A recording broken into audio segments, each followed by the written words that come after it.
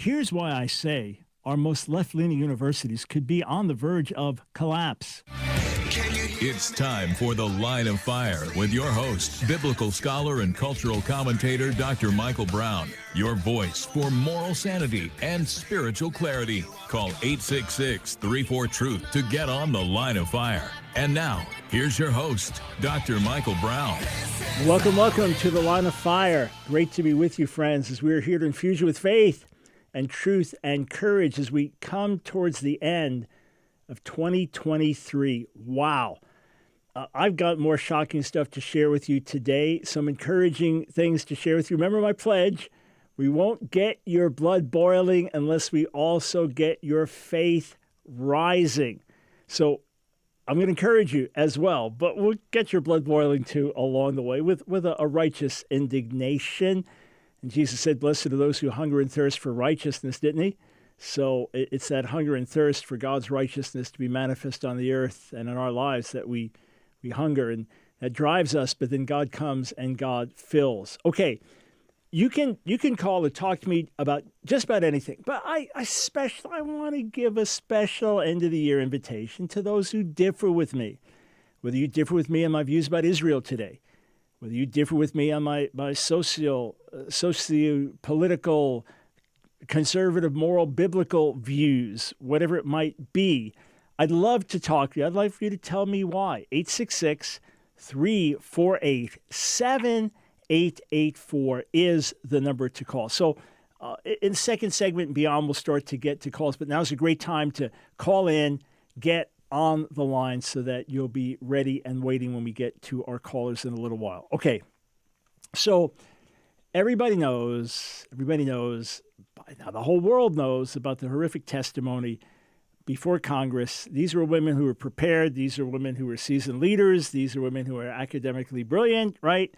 And they were coached in all this and gave mind-bogglingly horrific answers to the Senate when they were pressed to Congress when they were pressed on various issues about their campuses and free speech and things like that. And the presidents of Harvard, MIT, and University of Pennsylvania, UPenn has already resigned, the president there, and others continue to put pressure on the leaders to resign. When they could not answer a simple question, is calling for the genocide of the Jews on your campus bullying or harassment? So someone put this together. This is using AI, artificial intelligence. So we'll start to play the clip. Those watching, I'm going to read what comes on, and then you'll get to hear things actually. But as soon as I see it come up on the screen, I will start reading it. Here we go. So imagine if you replace the word Jew with any other marginalized group using AI. Let's see how it feels. At Penn, does calling for the genocide of black and brown people violate Penn's rules or code of conduct? Yes or no? If the speech turns into conduct, it can be harassment. Yes. I am asking, specifically calling for the genocide of LGBTQ people, does that constitute bullying or harassment? It is a context-dependent decision, Congresswoman. It's a context-dependent decision. That's your testimony today. Calling for the genocide of Muslim people is depending upon the context. That is not bullying or harassment. This is the easiest question to answer yes, Ms. McGill. Yeah, so you just substitute Jew, right? Take that word out and ask for the genocide of LGBTQ people, or the genocide of black people, or the genocide of Hispanic people, or the genocide of Muslims, or any other group. Hate speech, of course, bullying, harassment, absolutely. Just imagine, friends, for a split second, as I want to talk, not focus on Israel now, I want to talk about universities and the moral and spiritual bankruptcy of many universities, even intellectual bankruptcy in certain ways. Well, there may be brilliance in other ways. In certain ways, an intellectual bankruptcy that doesn't know how to think simply and think morally. Remember, a fool in the Bible is not someone who's uneducated. A fool is someone who's morally bankrupt, right? So there's a lot of foolishness that's being taught and propagated in our universities, and young people are being indoctrinated with it, and that's just the way they learn to think. It's tragic, but it is absolutely real and happening in front of our eyes. So imagine that students were chanting for the elimination of all gays, lesbians, queer people from America, eliminate them from America, or eliminate all Muslims from America, or eliminate all blacks from America, black people from America, eliminate all of them, right? And the university presidents are asked, is that hate speech? Well, it depends on, well, only if it actually turned to violence, then it might be bullying and harassment. They'd all be gone. Overnight, they'd be gone. They probably wouldn't make it till the morning after. And yet Jews, well, it's not so clear. All right, now, a new survey just came out, surveying young people, and 51%. Again, I'm not going to stay on the Israel focus now. We can come back to it later if you want to talk about it, but I'm not going to stay there. 51% said Israel should be ended and given to Hamas. They support Hamas, not Israel. 51%. Now they're getting things on TikTok and social media, and they're getting things in their schools. Listen to this interaction on Fox News. Like 70 days removed from the war in Israel and Gaza. But yet we are still, including Bill Maher, having to explain why what the Harvard president couldn't come to terms with, accepting that the river to the sea is a call for genocide of the Israeli people. Here's Bill Maher explaining it. The Palestinian people should know your leaders and the useful idiots on college campuses who are their allies are not doing you any favors by keeping alive the river to the sea myth. Here's the river, here's the sea. Oh, I see, it means you get all of it. Not just the West Bank, which was basically the original UN partition deal you rejected because you wanted all of it and always have. And so you attacked and lost, and attacked again and lost, and attacked again and lost. If I give you the benefit of the doubt and say your plan for a completely Jewless Palestine isn't that all the Jews should die, what is the only other option? Katie, can you help us out here? Well, all of these students who responded to this poll saying Israel should be handed to Hamas qualify for my Summer in Gaza program. They can sign up at getthrownoffofarooftop.com. I'll pay for the ticket. You're free to go there and spend some time. This is clearly being indoctrinated into these younger people through TikTok and also through this toxic DEI critical race theory agenda that we're seeing at college campuses all over the country, where they think that Jews are at the top of the oppressive diversity, equity, and inclusion, unless you're Jewish. Right, That's right. They put the Jews at the top of the oppressive nature of things, think that they're white because they're successful in some way, and therefore they're allowed to be persecuted in all of these ways.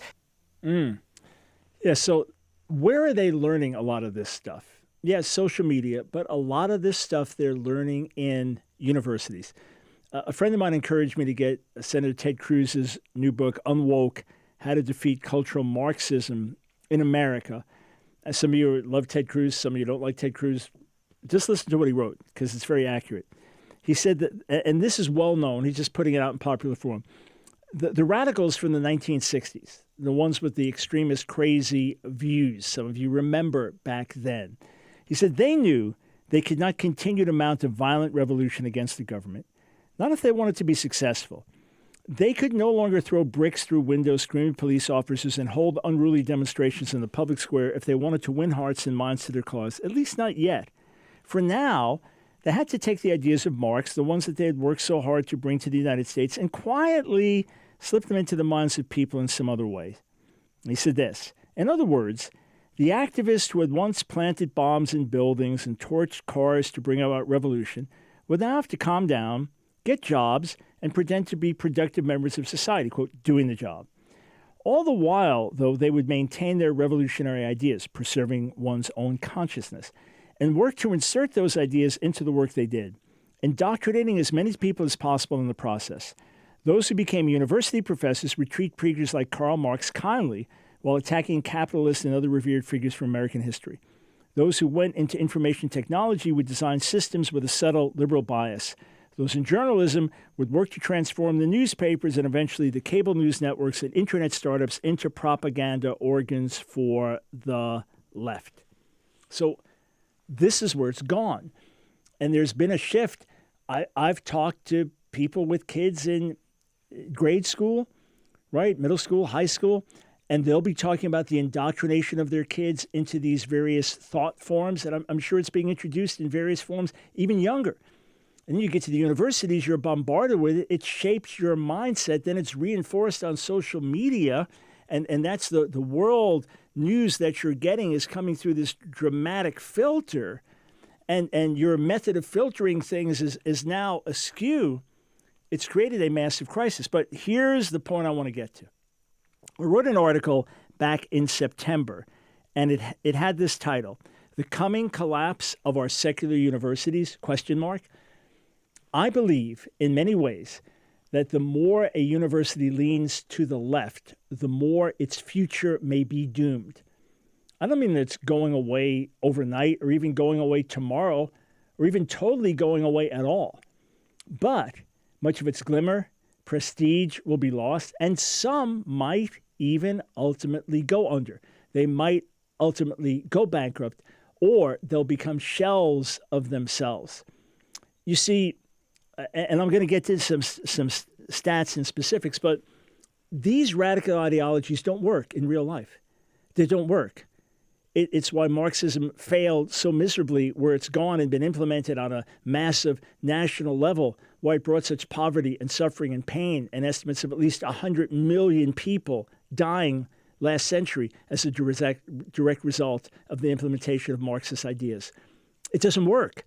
So young people, ultimately, they go to school, they want a career, right? They get out of college, and what they're learning is not helping them in the workplace. And now you've got schools like the Harvards and major law firms saying, hey, any of those schools where those presidents testified, we want nothing to do with them. Or Harvard students, 31 different groups putting out statements saying that they supported Hamas and that this was completely Israel's fault, the massacre of October 7th. We don't want your students, as more and more are graduating with degrees that don't help them, with an education that is not practical, and they're not being aided in the job market, and the tuitions are massive, and some of the prestige is gone. Why, pray tell, would they keep going to those schools? Why would they continue to do what they are doing? They're either going to not go to college at all or university, or they're going to go to other schools. And many will end up in solid Christian schools where their moral values will be reinforced. They'll learn holistic life principles and get practical education. That's just supply and demand, right? We'll be right back.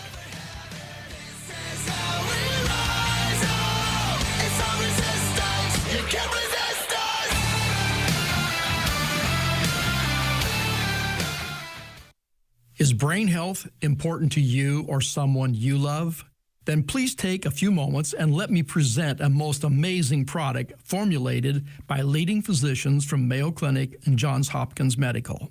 This is Michael Ellison, founder of TriVita. I watched my mother, who was wonderfully gifted and such a hard worker for most of her life until her later years. And then it was so sad to see the effects of neurodegeneration, even to the stage she did not recognize her son. Did you know that 2 out of 3 Americans aged 50 years or older experience some level of cognitive impairment affecting their lives? I was determined to find a formula that would support brain health. I commissioned 3 of the most talented and competent physicians to build a formula that would not only support mental health long-term, but would contribute to feeling brighter, more alert, and with less anxiety each day. After considerable research, a formula was developed, and now I have the joy of presenting NeuroShine exclusively from TriVita. The formula ingredients are equivalent to the science studies shown to improve focus and concentration, enhance mood, and memory acquisition. It has also been demonstrated to help prevent cognitive loss. I encourage you to call a TriVita Wellness consultant and discuss how NeuroShine will support your brain health or someone you love. To feel better and brighter, try NeuroShine for yourself. Order today and use promo code BROWN25 to receive 25% off your order. As a new customer, 100% of your order proceeds from your first order will go to support the Line of Fire radio broadcast. Call 1-800-771-5584, 1-800-771-5584, or online at TRIVITA, Trivita.com. It's The Line of Fire with your host, Dr. Michael Brown. Get on The Line of Fire by calling 866-34-TRUTH. Here again is Dr. Michael Brown. I had a little disappointment today. Yeah, we got a shipment of Trivita, but it was for other staff. Yeah, because we practice what we preach. We've been enjoying using it. And I ordered NeuroShine last week after I heard the ad, literally, and it wasn't in the box. It was the box for others. I didn't get it yet. So I'm eager to give you a report, but check it out for yourself. I just found out my son-in-law, Jimmy, we were on vacation last month. I gave him a sample of nitric oxide and MyoHealth, which I take every day, especially before workouts, sometimes after workouts as well. And found out he's been using it every day and enjoying it. So 800-771-5584. Make an investment in your own health, the health of a loved one. And remember, the generous donation from Trivita, our co-sponsor, along with you, coming back to the Line of Fire to help us reach more people around the nation. All right, 866-34-TRUTH. Anyone wants to disagree with me on, and I know I give the invitation endlessly and get very few takers, but we keep trying. 866-348-7884. If you've got a question for me about stuff happening in the church today, you've heard things, you're trying to get clarity, by all means, give me a call. We do our best to separate fact from fiction here on the Line of Fire. If you're trying to sort out what's really happening in Israel with the war with Hamas, that's not my main topic today. We're talking about universities, but I'm happy to do that. And yeah, just more tragic news over the last few days that IDF soldiers mistakenly shot and killed 3 Israeli hostages. I mean, who can even comment on that? The guilt, the loss, they should have been home. They should have been home. Should have been a major breakthrough. Somehow they were on their own and they should have been home. Instead, they're dead. The guilt of the soldiers involved, the shame of the nation. And then as reports come, I haven't looked into, trying to get more information. Allegedly, an Israeli sharpshooter killed 2 women in a church, 2 women taking refuge in a church, like they were sniped and killed. I mean, if it happened intentionally, that's unbelievable. That's beyond shocking, war crime. If it happened unintentionally, what kind of irresponsibility is that? So, suffering of innocent Palestinians, it's a very grievous situation, but we continue to recognize and monitor the shocking, unreal, despicable rising tide of Jew hatred around the world.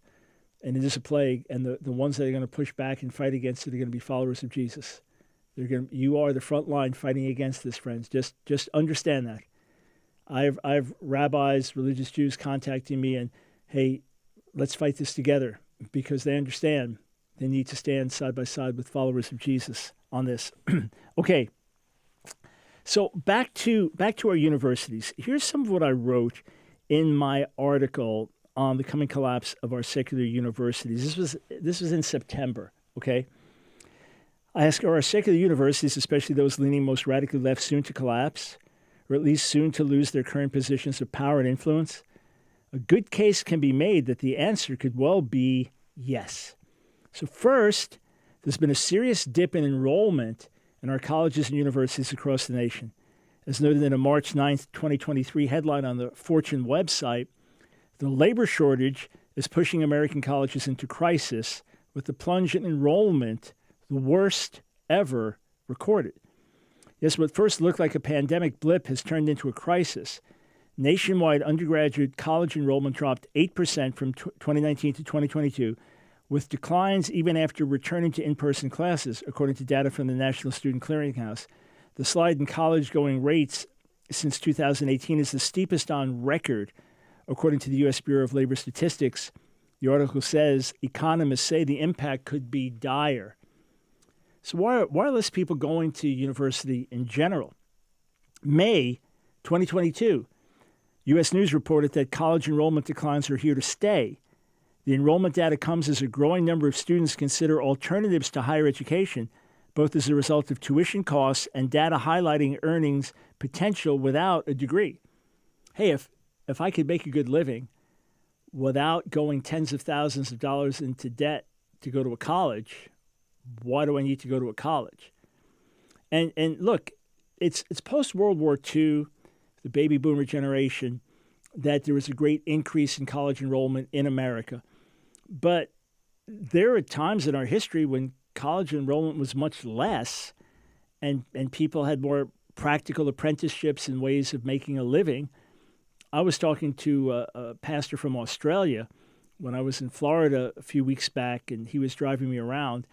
And he was telling me that in Australia that many more things are done on a more practical training apprentice level outside of a college setting than we're used to in America. So many young people are saying, is a college degree really that important for life and success? And many are graduating and being very disappointed, feeling, hey, we were promised jobs, we were promised this, we were promised that. Where is it? Where is it? So another issue is declining birth rates. Yeah.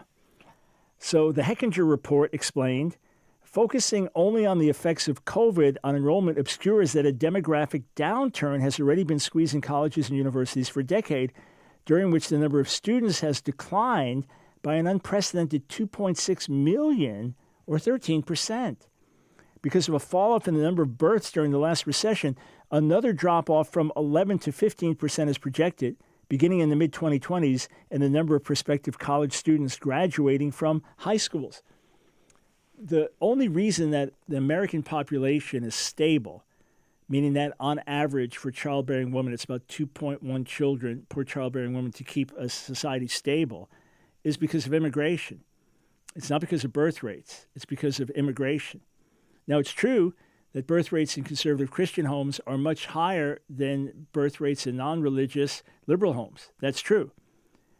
The negative is that the retention rate is lower, that kids are being born at a higher rate but not retained in the faith. That's a whole other subject. So the article says, because of a fall-off in the number of births during the last recession, another drop of from 11 to 15% is projected, beginning in the mid-2020s, in the number of prospective college students graduating from high schools. But look at this. July 2021, Western Journal, birth rates are the right's secret weapon as liberal values backfire. The article by Miska Salomon said, data from the General Social Survey indicates that in the 1970s there was little or no difference in fertility rates between liberal and conservative women, according to the Institute for Family Studies. Over time, though, that statistic has changed dramatically. And Solomon reports as of 2018, the gap had widened markedly, with conservative women between the ages of 30 to 44 averaging near 2.5 children, and liberal women just over 1.5. She continues to approach the data another way. The survey also shows that a random sample of 100 conservative adults will raise 208 children. 100 liberal adults will raise only 147 kids, according to Fatherly. So in practical terms, it means that conservatives could hold a political edge as the size of liberal families continues to dwindle. The evidence that supports this idea is overwhelming, she said, which would then suggest that conservative kids would be potentially making up a higher number of those going to college, either choosing not to go to college and pursue other careers, or going to college, and if they've been raised right, perhaps looking for colleges that share their viewpoints more, meaning that be the less and less students for the most radical left universities and colleges. There'd be less students from them. There'd be less prestige associated with them. Why do I need to get a degree from there when the luster is gone, number one, right? Saying I have a degree from Harvard or MIT or UPenn right now does not have the luster it had even a few months ago, right? With Harvard getting the by far the lowest rates of any for free speech schools in America, major schools. It scored a 0, actually scored a -11 in a major poll that was done, major survey that was done. So if it's not practical, if the luster's gone, you can't just say I went to an Ivy League school, and if it's not helping you get a job and the tuitions are sky high, why go? We'll be right back.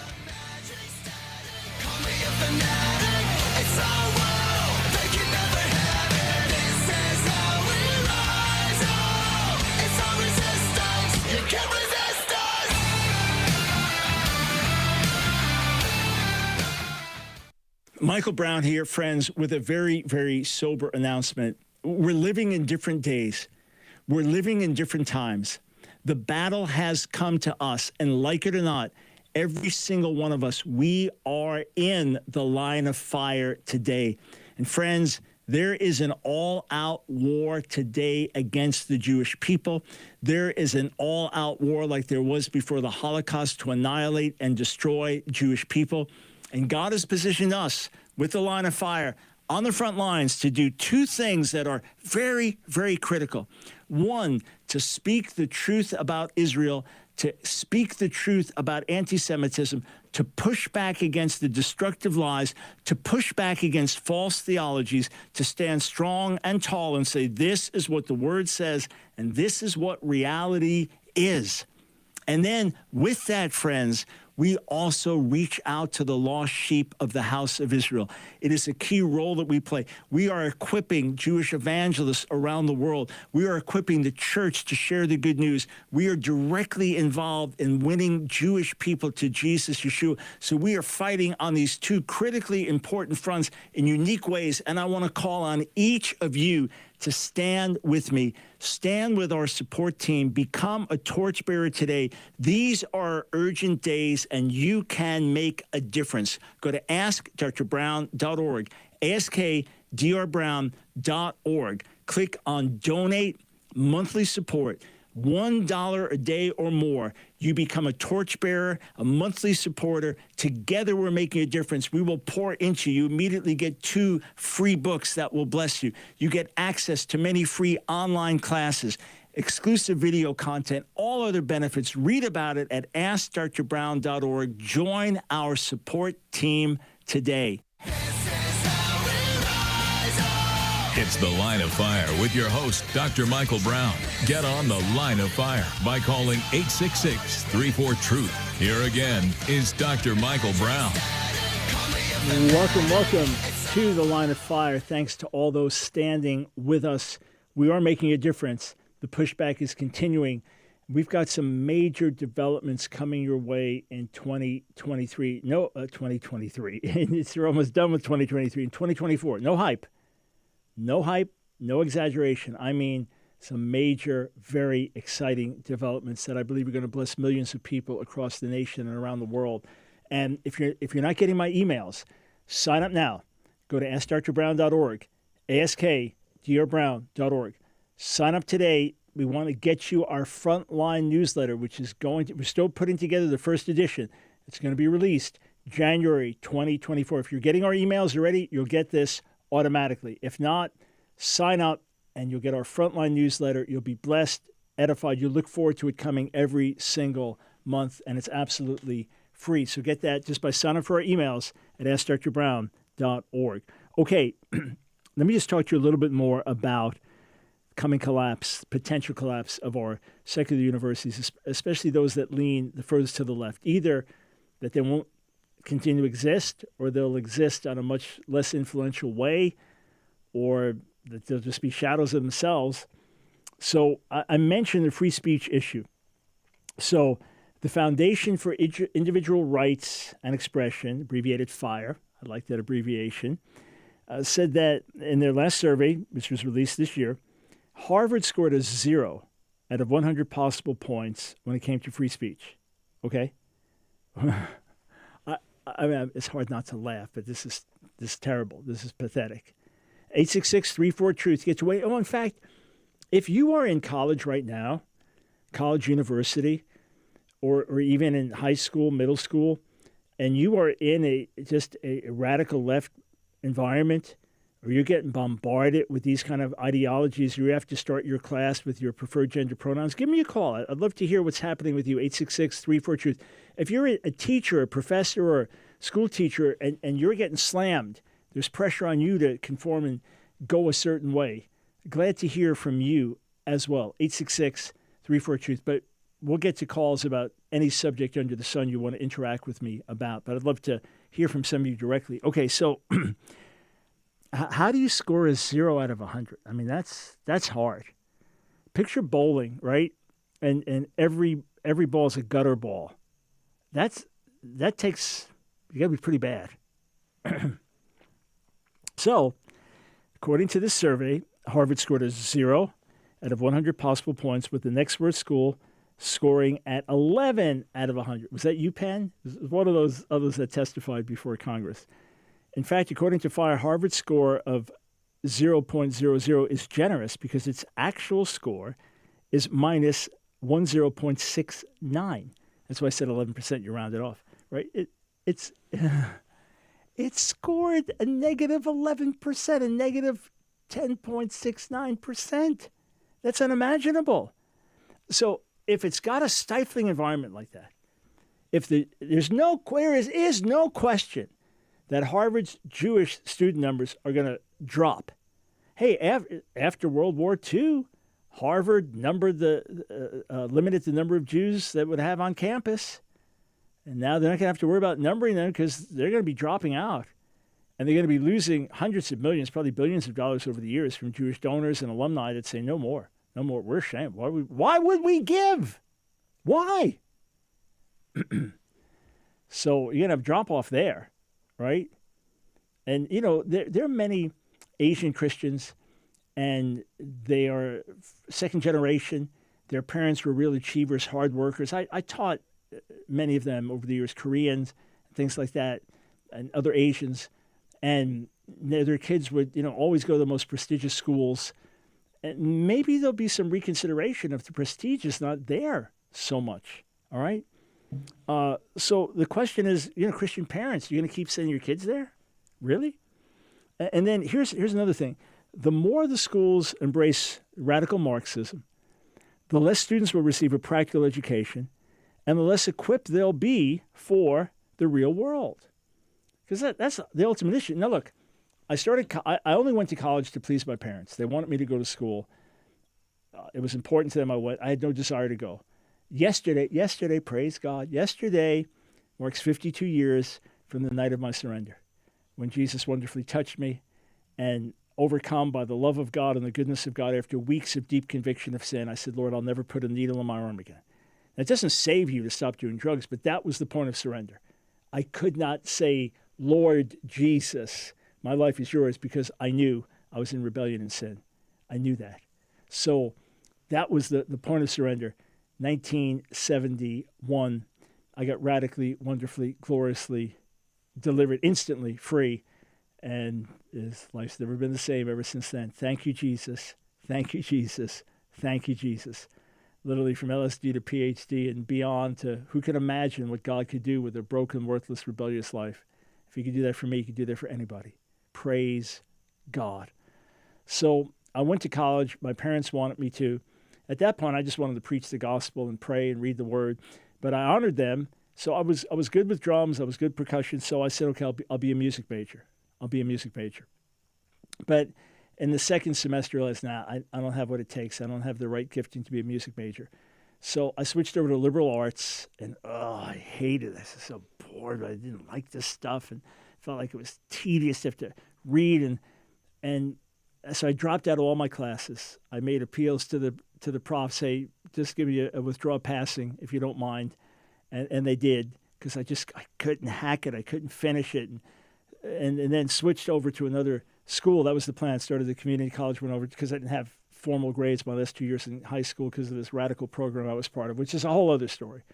Switched over and saw the Hebrew classes. I'd been taking Hebrew. I thought, well, why not major in Hebrew? Why not major in Hebrew? And that's what I did. So I graduated with a bachelor's degree in Hebrew, and also I'd taken Arabic and Greek and Latin and Yiddish and German. Well, it didn't prepare me for the workplace, but it was part of my vocation. I went to grad school, got a master's and PhD in Near Eastern languages and literatures. That's been part of my overall career and life and ministry, and has enhanced it, right? But otherwise, okay, you can learn on your own. You don't have to spend all that money to school if the degree's not going to be helpful. So if what you're learning is impractical, okay, and the radical education has more changed the way you think than taught you to think and given you useful information, then why go? So Fortune article I referenced earlier, it spoke of hundreds of thousands of young people who came of age during the pandemic but didn't go to college. Many have turned to hourly jobs or careers that don't require a degree, while others have been deterred by high tuition and the prospect of student debt. February 7th, now look at this. 2023 in the Daily Caller stated, Christian colleges, so we've been talking about enrollments going down on different things, Christian colleges and universities are seeing an increase in enrollment, despite the national enrollment rate of college students being on a decline, higher education expert told the Daily Caller News Foundation. Isn't that interesting? Wow, wow, wow. The national undergraduate enrollment rate dropped 1.1% during the fall 2022 semester, while the rate declined a total of 4.2% since 2020. According to the National Student Clearinghouse Research Center, many faith-based institutions, however, saw an increase in enrollment, which higher education experts claim is because of these institutions' commitment to their roots. Ooh, I told you I was going to encourage you. So not only are we having more babies, but those babies are growing up, and many of them are now going to more conservative schools. Either parents feel it's safer to send their kid there. Okay, you have the prestige of going to Harvard with so much of its moral intellectual bankruptcy right now, and I'm sure a lot of genius, a lot of amazing things taught there and produced there and all that. But, I mean, stats are, when the Harvard Crimson did a survey, when one of the student publications did a survey a couple years back, for every one professor that identified as conservative, 500 did not. 500 to 1. Conservative or very conservative. So parents are thinking, well, there's an environment there which is a less unhealthy environment spiritually, morally. Now, intellectually, I don't like what's being taught there. Some of the luster is off. The prices are even higher in many cases. Why send them there? Well, I can send them somewhere where I know they're going to be in a better moral environment. They're going to have their Christian beliefs reinforced, and the values that we hold to, and even ways of thinking and logic and approaching literature and history. We prefer that. Could it be the shift's underway? I think so. And I think the developments of this last year revealing how far things have gone are only going to increase that shift. All right, we go to the phones. Let's start with Rick in Berrien, Michigan. Welcome to the Line of Fire. Hello there. How are you doing? Doing very well, thank you. Good. I love listening to your program, Dr. Brown, and I've got a question. I'm a retired teacher. I taught 29 years public school, 11 years middle school, and then 18 in high school, and I taught history. And my question is, how do we get so many, I want to say, false narratives that are brought in from college professors on specifically on history? Of course, there's many other topics, but looking at history, how can they get the position to spin the history and that be acceptable? I mean, I've had students that have come back to me and they've said, some of them weren't very nice. They're like, well, you taught me this and that, and that's not right. And it just boggles my mind. After teaching 29 years, I tell every person that I can, I would get your kids totally out of public schools because it's more of a indoctrination. And here's the part that bothers me, and I'll let you try to answer that question, but here's the part that bothers me as a history teacher is I never taught that we were perfect on anything, that we as a country grew just like a baby grows, and they make mistakes. But I didn't take something and just twist it, and I always left it open for people to discuss. And, well, what do you get out of that? What are the lessons? But what I saw happen was all of a sudden they gave us so much to teach that nothing was really learned. We barely touched on stuff that was maybe just to take and learn for a test, as opposed to what are the lessons. And when you don't understand the lessons of history, the problem is they don't see the things that are happening now the same as what happened with the Bolshevik Revolution and stuff like that. So they have no knowledge to prevent the things from happening that are happening. All right, I'm going to respond. I've got a question for you in terms of when you retired. Thank you for all your years of service and your investment. But I'm going to answer your question. First, I'm curious to know when you retired. We'll be right back. Take it up on the other side of the break. 866-34-TRUTH to get on the broadcast.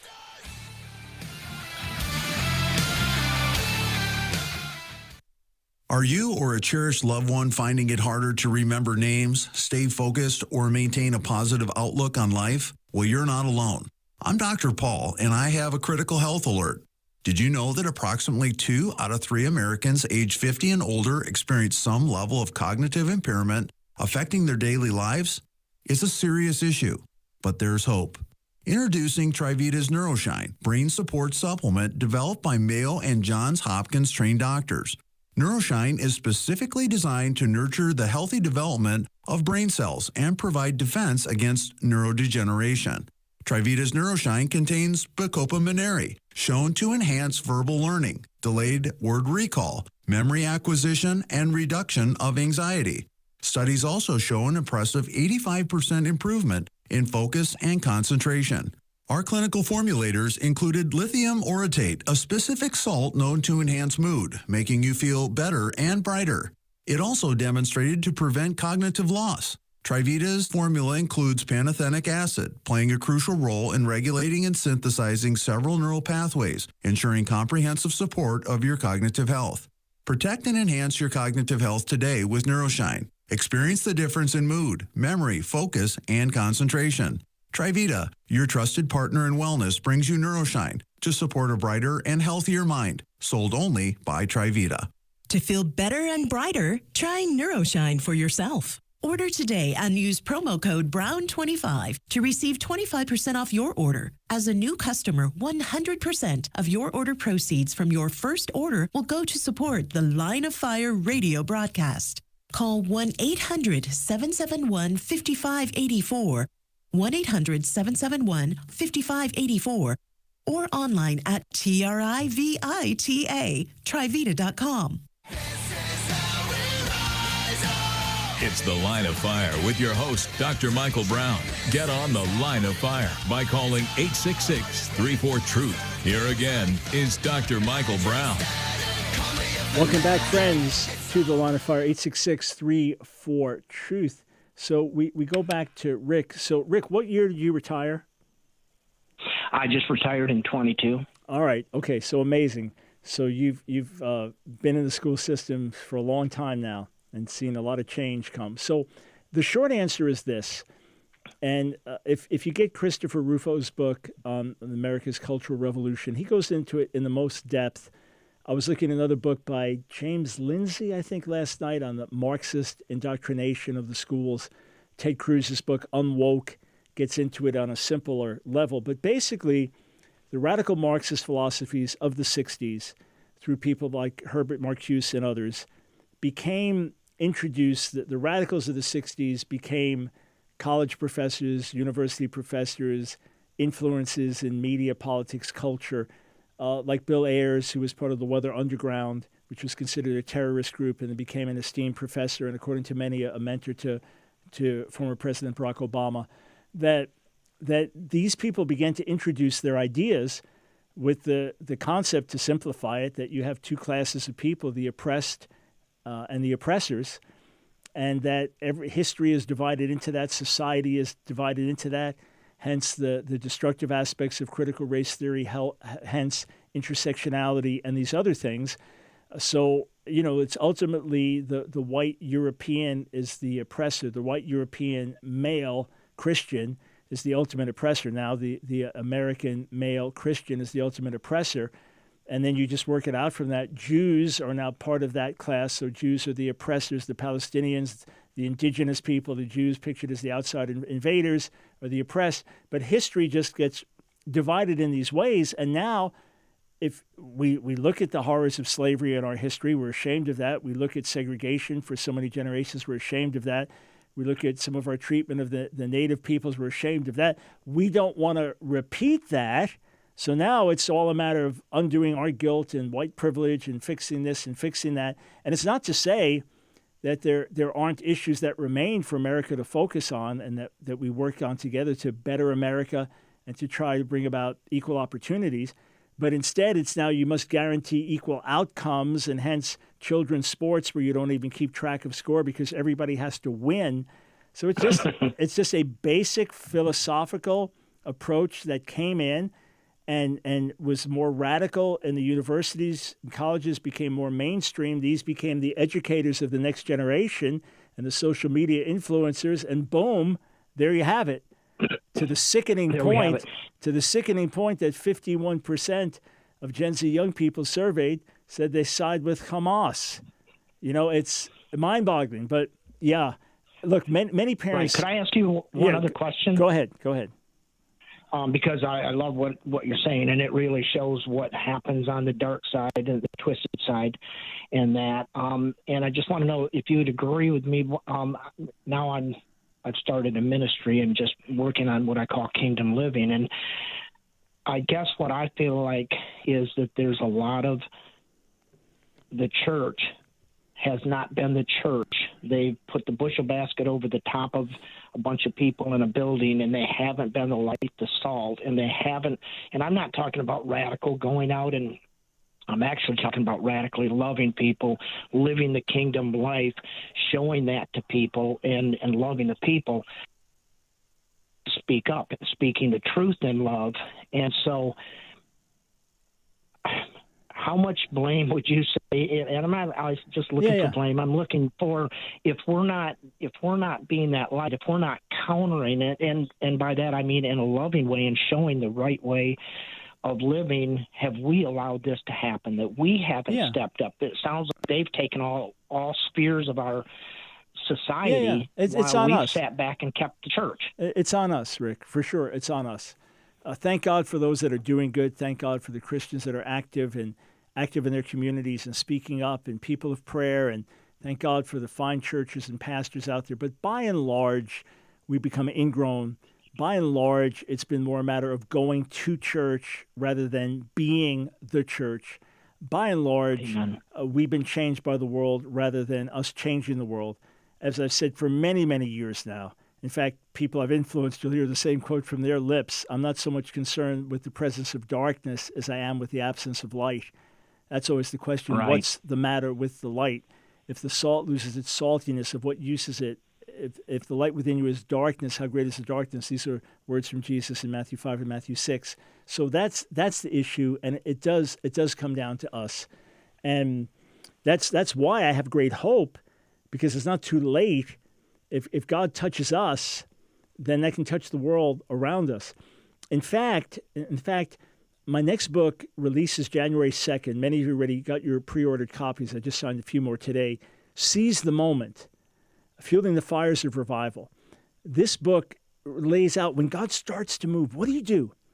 How do you act on that? What must happen to see revival continue, to see revival deepen? And then that'll be followed by Turn the Tide. That comes out in May. Turn the Tide. How to ignite a cultural awakening. How to go from revival in the church to reformation in society.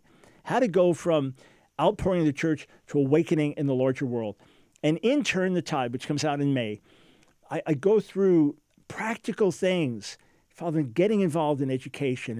And it's not a matter that we're going to take over and force our views on everyone. No, rather, we're going to do what everybody else did. We're going to infiltrate with our message. We're going to seek to change hearts and minds through the gospel. We're going to pray for God's intervention and fight with the weapons that God's given us spiritually speaking, right? And then seek to win in the battleground of ideas and influence thinking and show a better way for education, for children's education, for higher education, and model that. And why not be a school principal? Why not be a school librarian? Why not be a college professor? Why not be a university chancellor? Why not see Christians raised up in these ways to now have a positive impact on society, just as others, they had their agenda. We think it's a destructive agenda. It's their agenda. And now we push back in Jesus' name. It's what we do in a democratic society and what we should do, and a responsible thing. Hey, one last thing. Many of you say, I'd love to pull my kids out of public school. I can't. Understood. Some of you don't have a Christian school in your community, or you can't afford it. Some of you are unable to homeschool. It's just not a viable option. And maybe the public school in your area is a really good one, and it's not infested with some of these radical ideologies. But if it is, you just have to get involved. You have to. Those are your kids. And you could lose them. You could lose them ideologically, spiritually, morally before you know it. So I don't want to be a fearmonger, but I do want to say, got to get involved. I know people are busy and stressed and overworked, but you got to get involved. That means right there from the beginning, meeting with the teachers. It means looking at the curriculum. It means looking at the school books. It means having conversations with your kids. And it means saying, hey, I'm not at home with this. And I don't believe you have the right to indoctrinate my child with this. And it may mean having to call legal counsel. Look, if you go to telladf.org, right? So the Alliance Defending Freedom, or Liberty Counsel, lc.org. If you go to these different organizations, say, I'm facing this in my school. I've been told this. I've been told we have to comply with X, Y, Z, and I don't feel good about that. Is there a way to push back? They'll tell you, yeah. And it's free counsel they'll provide for you. You go to Focus on the Family's website, many resources to help parents in schools. So they're out there. And in Turn the Tide, I try to lay out these different courses of action that could be taken. So if you don't feel called to homeschool or you're unable to, Christian school is not an option. Even in Christian school, you got to sometimes check to see what's being taught. Anyway, don't feel condemned, but just say, let me get involved. All right, let's go over to Fab in Boston. Time is short, so dive right in. All right. Hey, Dr. Brown, love you. Thank you. So I'm of the unpopular opinion that the church definitely is responsible for this, and it goes back very deep. So I'm just going to give a quick question, and I'll take your response off air. Yeah. Will the world, not Christians or, not believers, but will the unbelieving world be judged by the 10 Commandments? And I'll take your answer off air. Sounds good. All right. So number one, the world is not going to be judged for seventh-day Sabbath observance. God did not give that as a command to the entire world. But will the world be judged guilty for worshiping other gods, for murder, for adultery, for stealing, for lying? Sure. However, the whole human race falls short. One way or another, we fall short of God's standards. And therefore, the ultimate question is, have we received mercy through Jesus? Which, Fab, of course, I know you agree with. The ultimate question, because we're all guilty, is, will we receive mercy through Jesus and receive forgiveness so that we can get a brand new clean slate and a new heart to follow God? But you see, if you read like Amos 1 and into the second chapter, if you read like Isaiah 13 to 23, or Ezekiel 25 to 32, or the book of Nahum, or the book of Obadiah, this is where all foreign nations are being addressed. And they're being called to account for acts of cruelty, for covenant breaking, for murder, and chastised for their idolatry. Acts 17, Paul said that God overlooked the time past of ignorance where the nations worshipped idols, but now Acts 17:30, he calls all men, commands all men everywhere to repent. So Sabbath, that was something specifically given to Israel. But the whole world is declared guilty by violation of universal commandments, but mercy comes to all through the cross.